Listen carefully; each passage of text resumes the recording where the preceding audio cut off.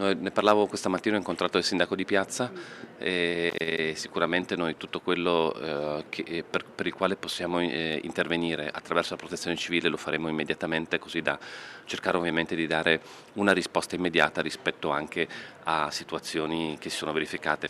Il muro crollato, gli allagamenti e i tanti danni della bomba d'acqua a Trieste, ma anche quelli a Maniago e in varie zone dell'Isontino. Il maltempo ha colpito nuovamente il Friuli Venezia Giulia e la risposta, assicura il governatore Fedriga, sarà immediata. Fenomeni estremi che però si ripetono ormai con una frequenza preoccupante, sottolinea il presidente. Penso quella di Trieste in primis, ma non solo.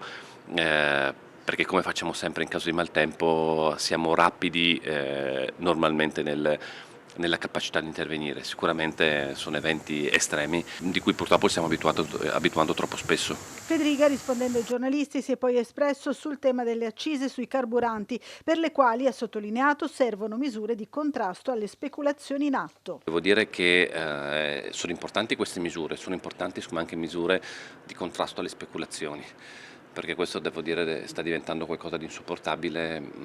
Credo che da una parte sicuramente ci sia un aumento di costi con la situazione internazionale che si è venuta a creare, dall'altro questa situazione internazionale diciamo, viene amplificata anche da speculazioni che evidentemente avvengono sul territorio nazionale.